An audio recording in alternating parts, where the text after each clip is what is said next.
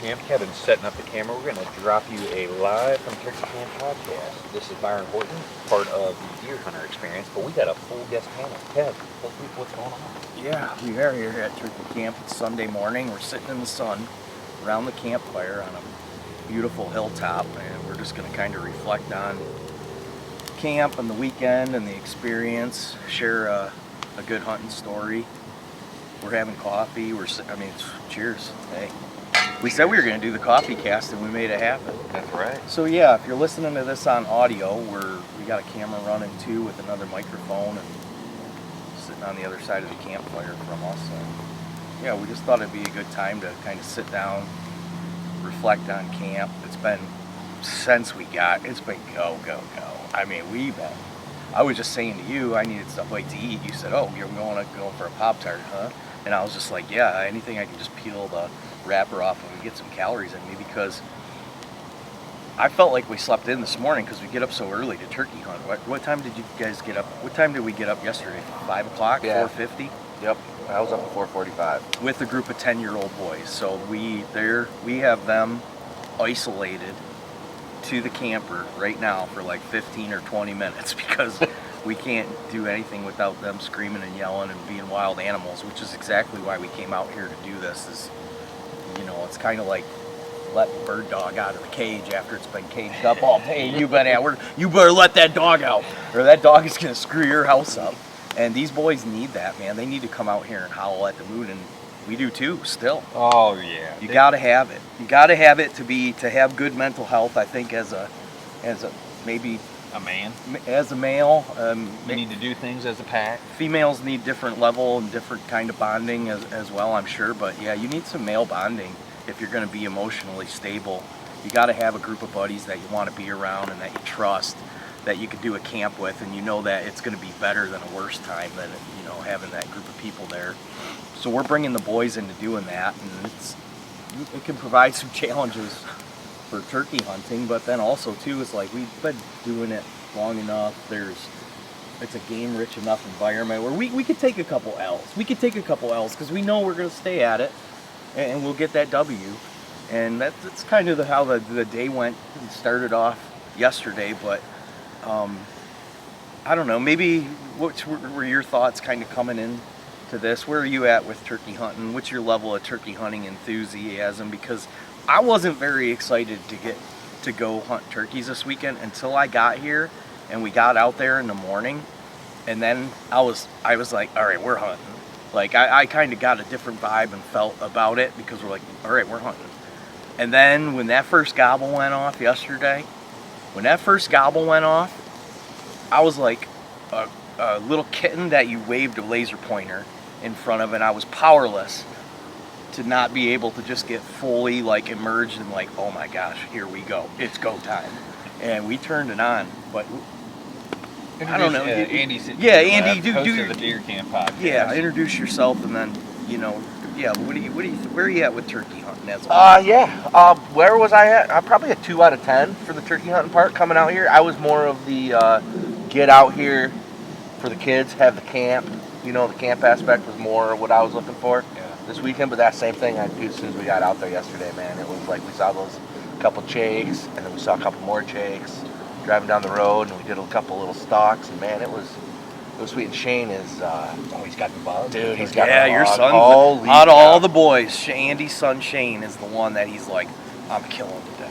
And he's like, I'm going turkey hunting. Can I go? And that was a bummer actually yesterday. Me and you had to turn him down to go on a content mission. But he was like, hey, what are you guys doing walking out of here with guns without me? Hey. And I said, we'll come back and we'll get you and we'll take you. And we did take him again this morning too.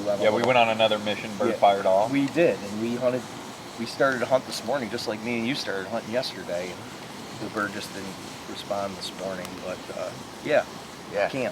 Yeah, camp, man. Perfect for the kids, dude. They had their little fire. You let them build their own little fire, and that was like the highlight. The highlight for them. The boys. Yeah. Kevin had a plan because they had been asking about a small fire all day.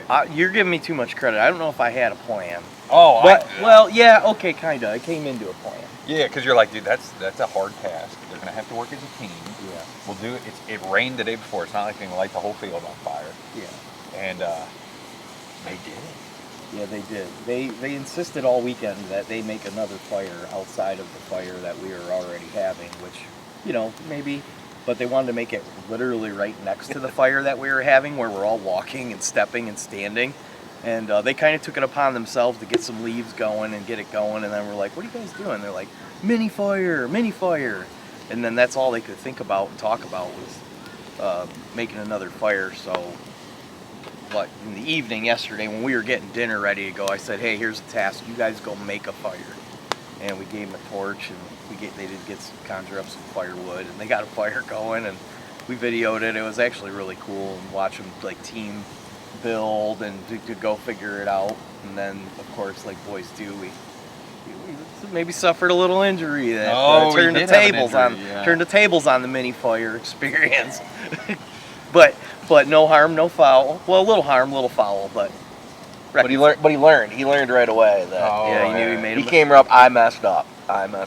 He grabbed a log that had rolled out that had been in there a little longer than what he had anticipated, and he got a little hot hand. Hot hand, but nothing a little ice pack couldn't fix up. But hey, yeah, man. Unfortunately, that is how some stuff you gotta learn, you know. And if you're not out there doing it, I'm glad that they were doing that yesterday versus just sitting inside playing electronics or not doing any life building skills. This is a great alternative. It's one of the few things that you can do with boys that'll stimulate them more than a lot of those electronics will, where they get out here and they start doing it, especially if there's other kids. That's obviously a critical part of the dynamic, right? You get a couple kids that jive well together, which most kids do. I think it's an oddity that they don't. You know, most kids, if they're just left to figure it out, they seem to get along pretty good to figure it out. But our kids all seem to get along real great. They've been out here with us for the weekend. It's provided some interesting comedic relief, things of that nature. Yeah. Well, they were outside in the cold for solid parts of the day. I know we're sitting here on some acreage, and they've done some big loops up and down some, we'll call it 100-foot elevation between floor and bottom. So they've got some steps in. They got some steps in. And cold environment, and then obviously there's like a weird thing that happens if your eyes see the sun go down, it naturally puts them out. They all were asking. Dad, my son never asks to go to bed, but I think the last 2 nights he has to go to bed because they were drained, dude. Yeah, no, and I experienced that when I lived out here, just going with the flow of the day. You know, sun's down, I'm out. Sun's up, I'm up. And I even do that seasonally. I sleep a lot more than I do in the summer, dude. I really got in tune with that. I don't have blinds or anything on my room or anything at home and stuff. I do that with the sun. So out here, that's just how it is. And we got a little bit of our camp set up. Maybe we're talking about because we executed camp at a pretty high level, and there's some real key pieces to it. We're camped on top of a hill. We did have to haul a lot of firewood. So Andy's got a Can-Am out here. What is it, a Defender 700? Yeah, yep. It's a little side-by-side. Yeah, with the little bed that we could haul firewood with. That's been a critical part. The face-off e-bike. So we got a porta-john down the hill. It's nice to have that bike if you want to zip down there. I did a little tour yesterday about Was it your first experience with the? Yeah, like obviously I've rode them maybe like 100 yards. Yeah. But I got to dirt road it. I'll call it like mountain bike rode it. I got to gravel rode it. Like I got to rip on it. Got the experience. And this is an ideal place to utilize. I mean, this is where I feel like an e-bike could be utilized to its highest level. Yeah. So really fun. A couple 4-wheel drive Rams. Yeah. The kids got pedal bikes. We brought a bunch of camera gear. The propane grill has been a critical player over there. Kevin's got, what is that? Coleman. It's just a Coleman pop-up. It takes a 1-pound propane cylinders, but it's just as portable as a camp barbecue, and it has its own legs. So yeah, we did large quantities of barbecue food on that grill. Don't try, the pictures look cool for cooking over a fire, and sometimes it's fun to do if you have a little screen, but like a weekend like this when it's cold out, you want to keep your fire built and going for heat and comfort, because without it you've been putting layers on through the duration of the weekend, right? The Ohio Southern boy who is 10, 15 degrees probably warmer on average per day. Yeah. I came up here and I was like, I'm getting chilly. And Andy's over there in like a hoodie. I got bibs on, a puffy, 2 layers under that. Like, I'm ready to sit in a November deer stand, and Andy's over there like, I got a sweatshirt. Kids are in sweatpants and t-shirts running around. Well, in all seriousness, it's been mid-30s at night, and it was colder than that last night. There was a heavy frost this morning. Mm-hmm. It I don't know if it got down below freezing, but that was a heavy frost.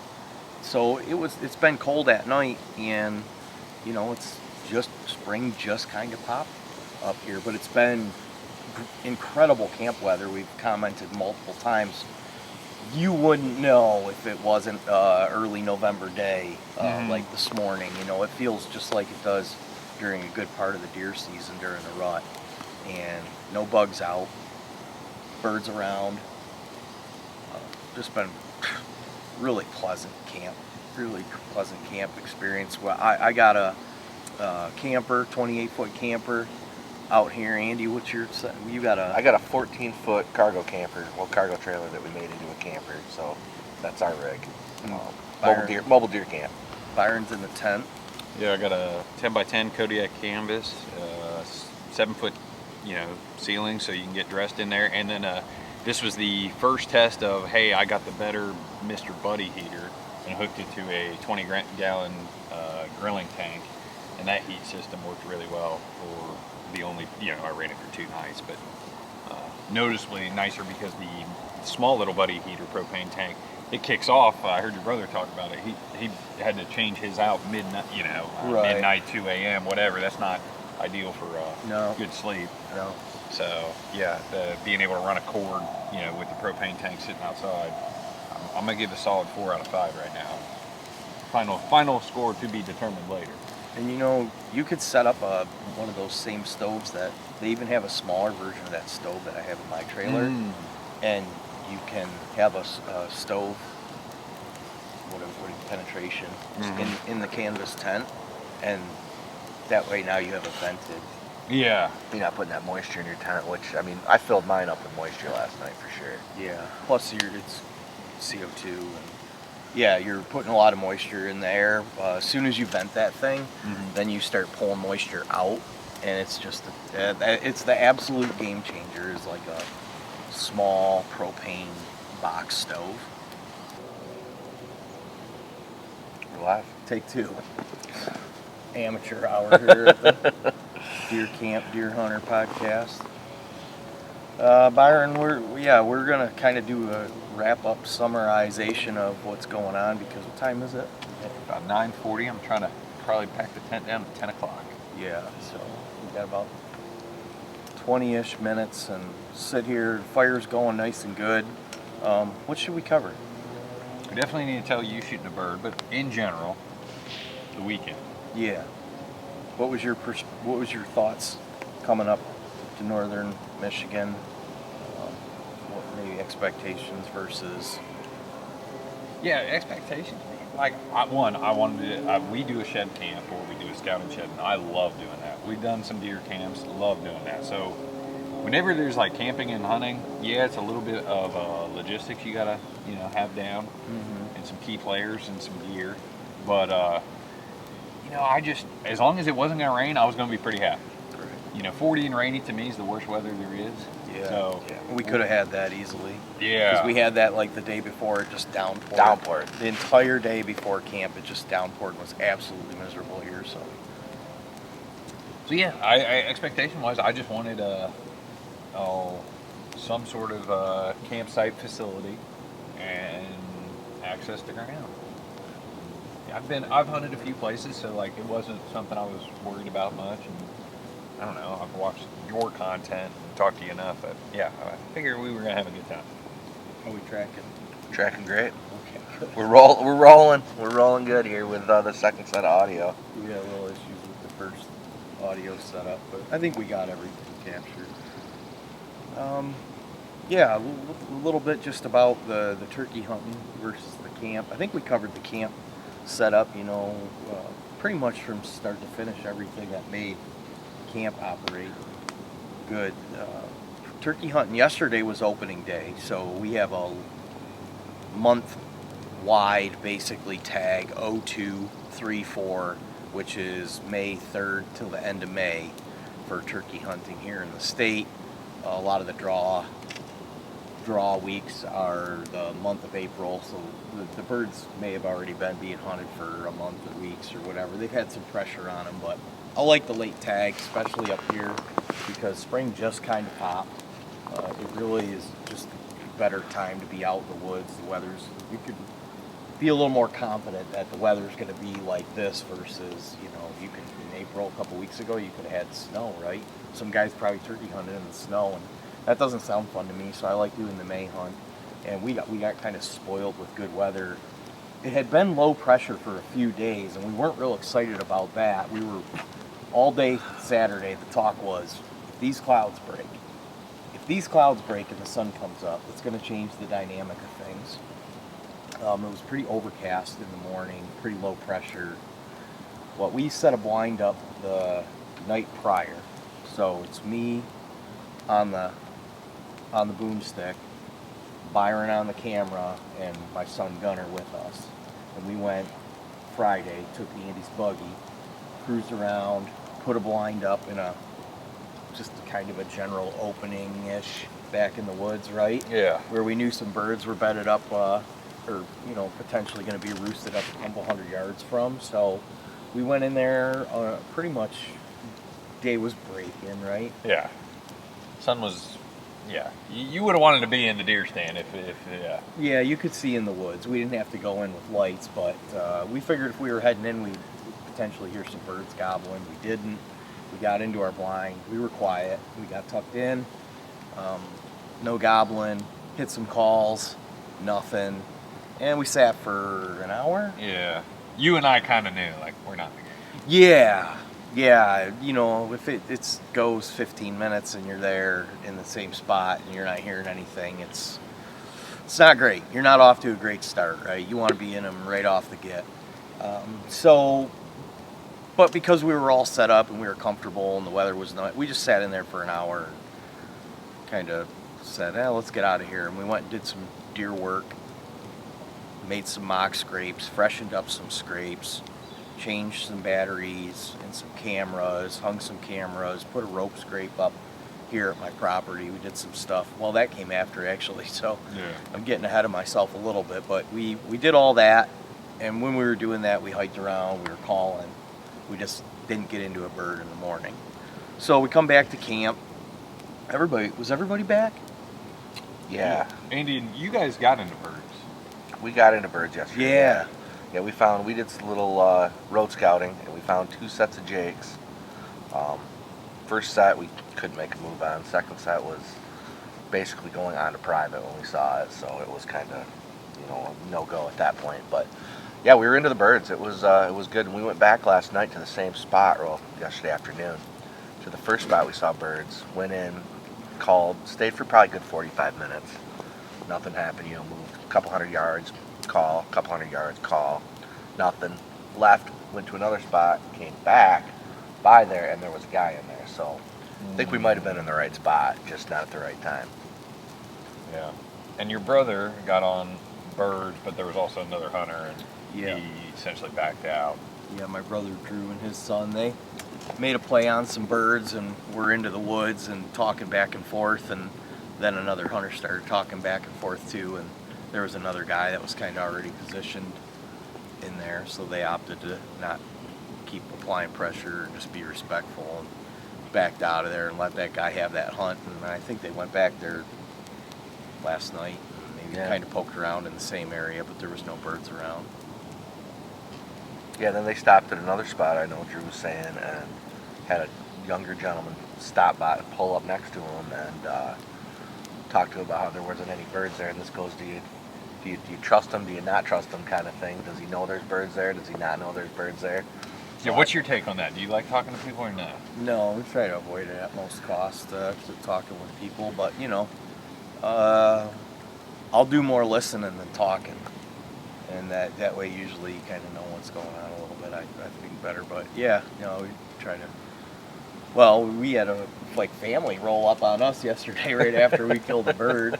I think they were out mushroom picking, but yeah. Well, so we.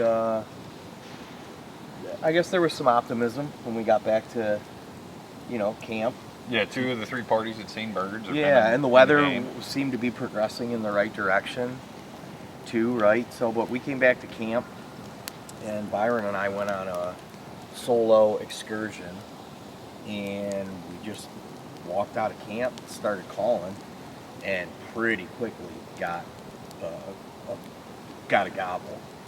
We had called and got no response, and we moved probably 150 yards and called again, and then the birds responded. Like we'd almost walked by them. Yeah, but we had already walked past them. They were definitely closer to us the first time we gobbled, and they didn't say anything.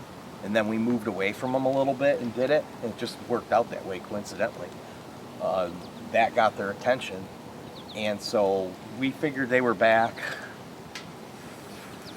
What would you say, 400 or 500 yards, something like that? Couple hundred. I'm not the world's best turkey hunter. Yeah. So well, they were far gobble's enough X. where we were comfortable moving back we came back that direction 100 yards. Mm-hmm.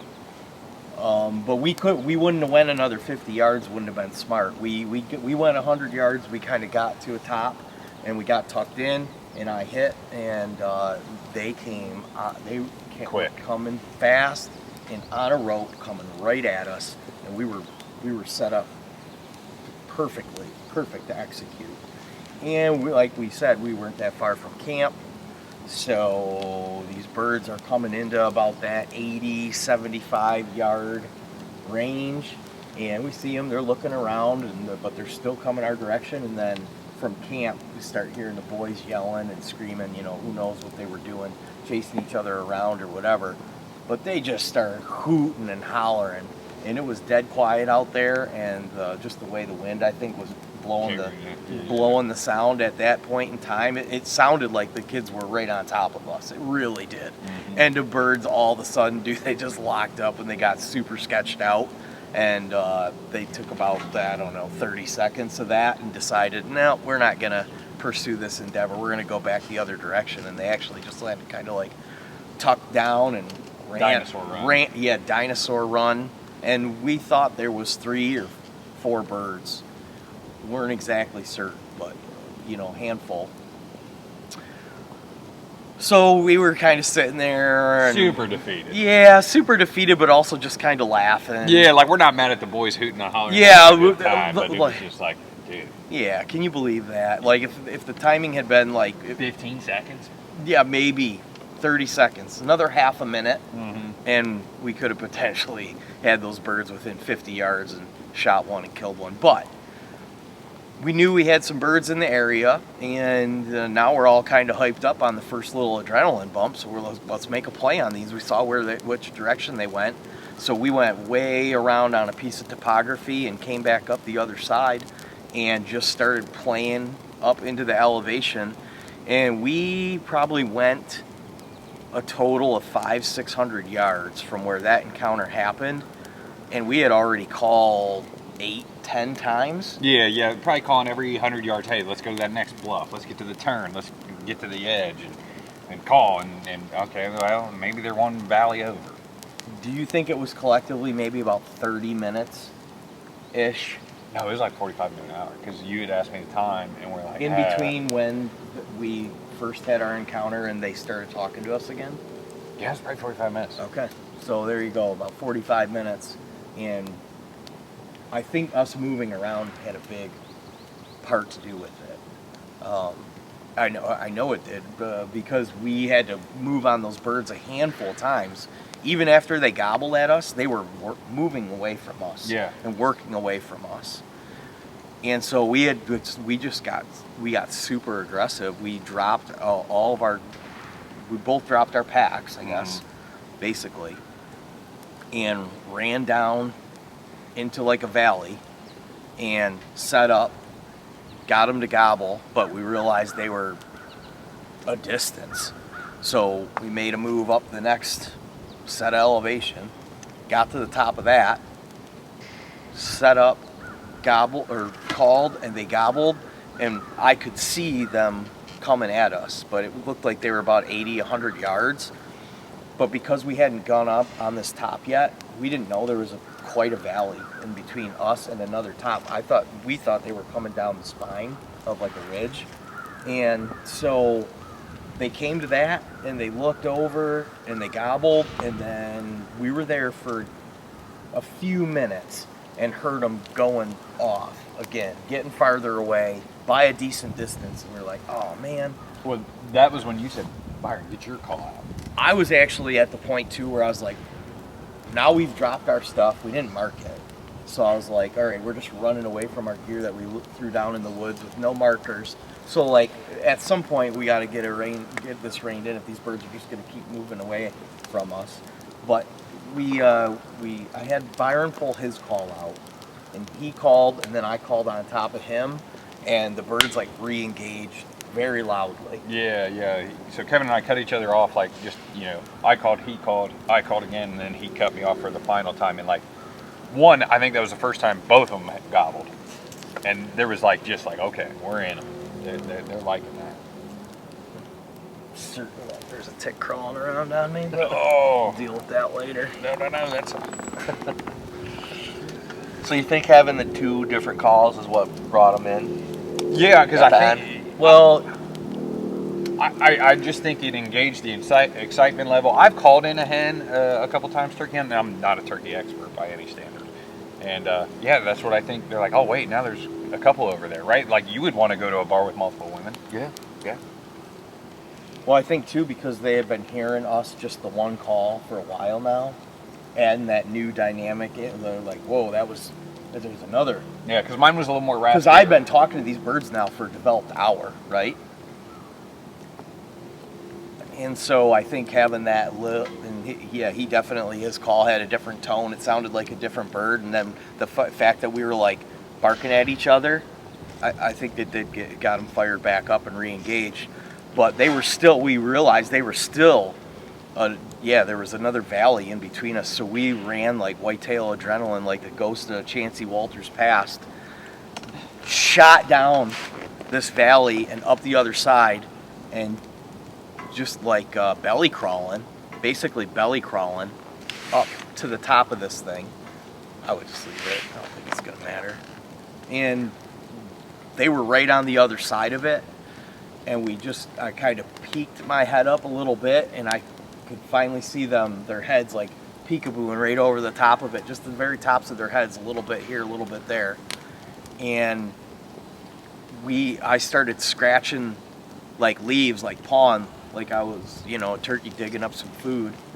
And they poked their heads up even a little bit higher and a little bit higher. And I had the gun right up. I was looking right down it, and then finally a head came up, and I had to shoot between some sticks and some other stuff and kind of like really low to the ground, but ended up working out perfect. It was 26 yards. He poked his head up, boom! Byron was kind of like right behind me with the camera. He was filming me. The angle, the way everything's set up, he couldn't be above me. We would have been skyline, so he was kind of crouched down behind me, but we filmed the whole endeavor from start to finish.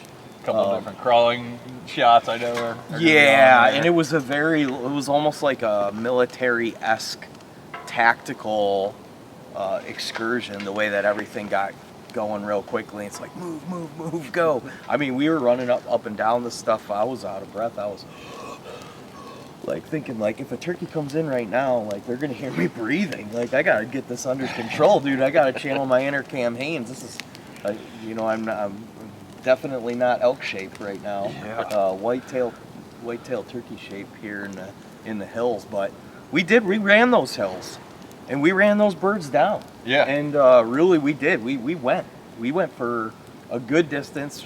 We went very quickly and had to re-engage positions, and we chased these birds down and killed one, and it was, man, we were wound up when we pulled the trigger. Oh, Because yeah. we had been chasing these things around for over an hour now, and playing cat and mouse, and they were pretty tuned on birds, I would say, you know. Yeah, and I remember saying to this, like, you know, when I was debating on peeking up with the camera, and I was like, you got to play your cards right these final 10 seconds so that we can shoot a bird, because the boys get to see a bird in hand. Yeah. Like, it was kind of a little bit about getting a bird for the boys to be like, oh, this is what turkey camp, turkey hunting is about. Or, Camp bird. yeah, because, like, dude, when when they walked up on it, they were, like, poking it, looking at it. Mm-hmm. That's what I really wanted to do kind of for the camp morale boost. Yeah, it did work out great.